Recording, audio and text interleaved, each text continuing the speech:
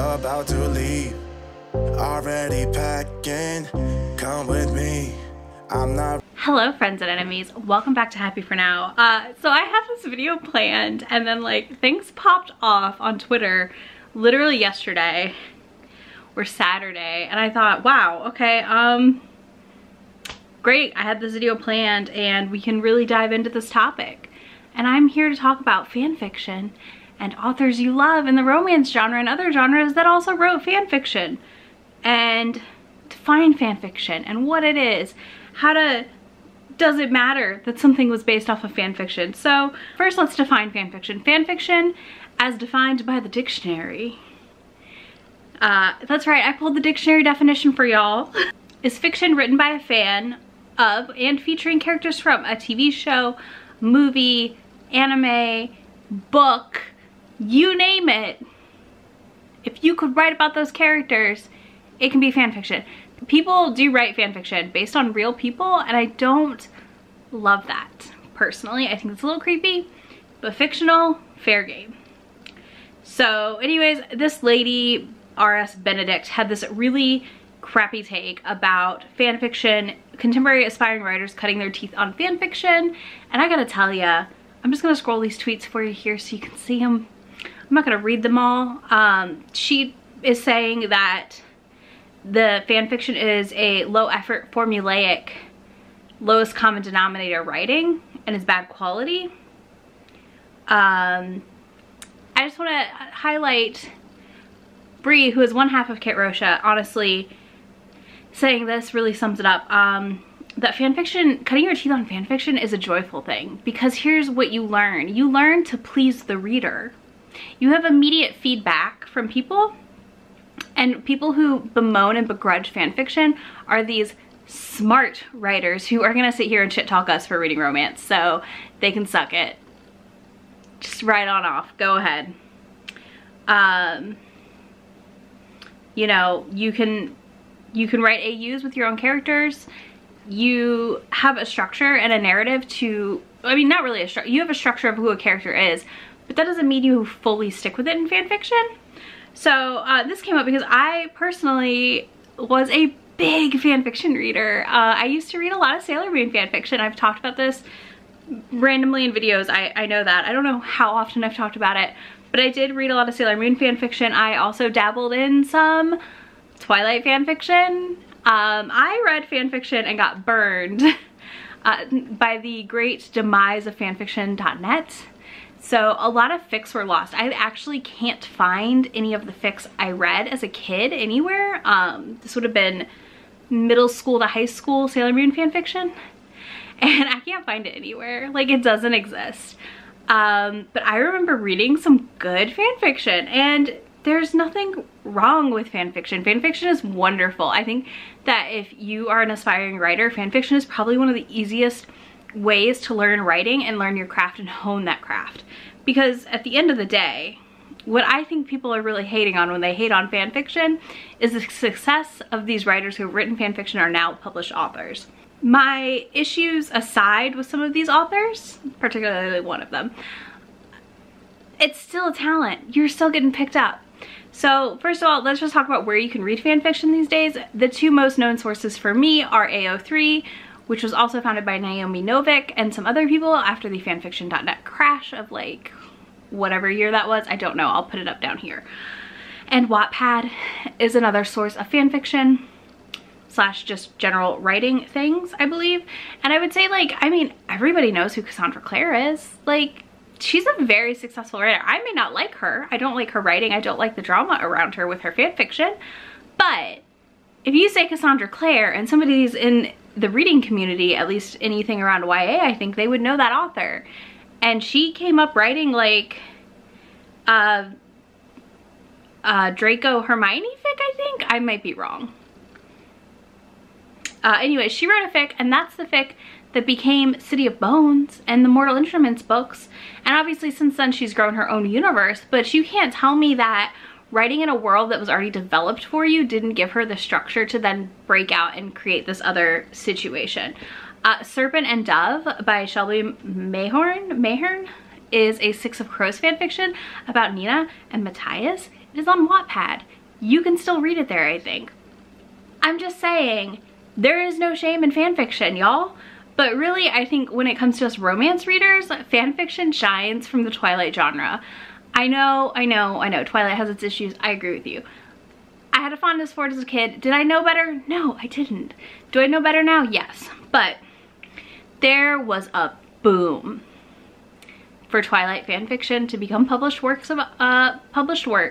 Christina Lauren has talked about it. They are a former fanfiction writing authors. Both of them used to write fanfiction separately, and then they teamed up when one of their books got picked up and turned into Beautiful Bastard. Also, if you're wondering, 50 Shades of Grey was of course Twilight fanfiction, and I think a lot of people bemoan Twilight fanfiction because of 50 Shades, but there's so many other books. Although, irony on 50 Shades, did you know that E.L. James named Christian after Stephenie Meyer's husband, whose name is Christian? Isn't that weird? That's weird, right? I think that's weird.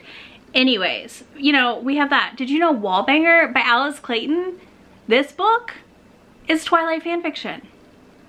So is Gabrielle's Inferno. Sempre by J.M. Darnhauer, a Mafia Twilight fanfiction. Rhythm and Chord and Malachi by Mariana Zapata started as fanfiction. Transcendence by Shay Savage is Twilight fanfiction. Did you know? I bet you might not have known that one. Yeah, Twilight fanfiction, y'all. Pucked by Helena Hunting was also Twilight fanfiction. The Submissive by Tara Sumi, Twilight fanfiction. You know, again, Beautiful Bastard. Like, I just think that people are sitting here and bemoaning this thing that exists and is amazing and a great resource, especially for kids. And honestly, one of the biggest things, and there's one of the greatest things in my opinion about fan fiction is the fix-it fan fiction. So when things go bad for a character you love, there are people out there writing the fan fiction fixing that plot line. And you can go read it and they're not dead or whatever bad thing happened. And I love that immensely. I think Fix It Fic is hilarious. And if you read Spoiler Alert this year by Olivia Dade, that featured Fix It fanfiction for the characters in that show that Marcus starred in, because he didn't like where it was going, so he rewrote the ending as a fanfiction. Same thing happened with Game of Thrones. People wrote Fix It Fics.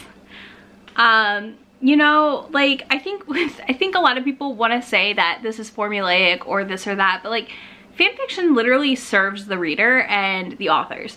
An author who loves a character or a pairing is going to write this fic about it, and they're going to put them in all kinds of different worlds, and which are AUs, those are alternate universes, you know, and explore those worlds with them. I think you're really doing a disservice to your writing if you think you're too smart for fanfiction and you're not looking at what's happening in fanfiction, because you know what I see in our publishing world on the regular?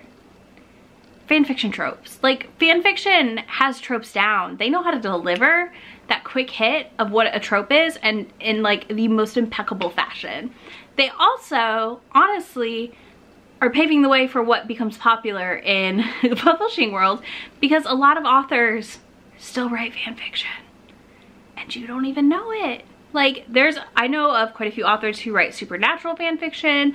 I know of and other shows, but I'm just saying, like, more authors than you know or ever admit to you. I mean, they may say things that would indicate, some do say it, but some don't. Write fanfiction. I have seen authors talk about how they write fanfiction still. I mean, it's just, I love fanfiction. So I want y'all to tell me if you've ever read fanfiction, if you've never read it. You know, I think it's such a beautiful resource to expand the story and the world, and well, now I want to go read fanfiction. Also, if you read on AO3, you can send fics to your phone or to your Kindle app. So now you know. The only thing I'm going to tell you is if you do start reading fanfiction, it's not advised to track it on Goodreads. Most fanfiction authors do not want their works on Goodreads because they're not actual books. Goodreads will let you sometimes make things, but the authors often request them to be pulled down. So just an FYI, don't track your fanfiction reading through Goodreads. Maybe just have a separate spreadsheet where you track it. And you know, it's a joyous thing. Explore fanfiction. for your favorite show or series and just get to spend some more time with those characters. I think you might be surprised at what you find if you've never tried it before. And I think, you know, it's also okay if you never want to read fan fiction, but realize that you've probably read adapted fan fiction in romance and other genres in books. So it's kind of a nice treat. Let me know if you have any questions about fan fiction. I'll try and answer them in the comments for you. The biggest thing with fan fiction is you're gonna know it's not a retelling of a story, because fan fiction is literally using those characters, generally speaking, in the same world or an alternate universe. So I guess it kind of borders with a retelling, but like retellings are generally classics, and Twilight isn't a classic yet, nor hopefully will it ever be a classic in my lifetime. I don't want to think about that. Y'all, we're not thinking about that. We're not going to think about that right now. Anyways, that's a good way to tell the difference. You know, it should be something that's kind of in popular media right now. Like I said, Supernatural, Game of Thrones, Harry Potter fanfiction is still really big.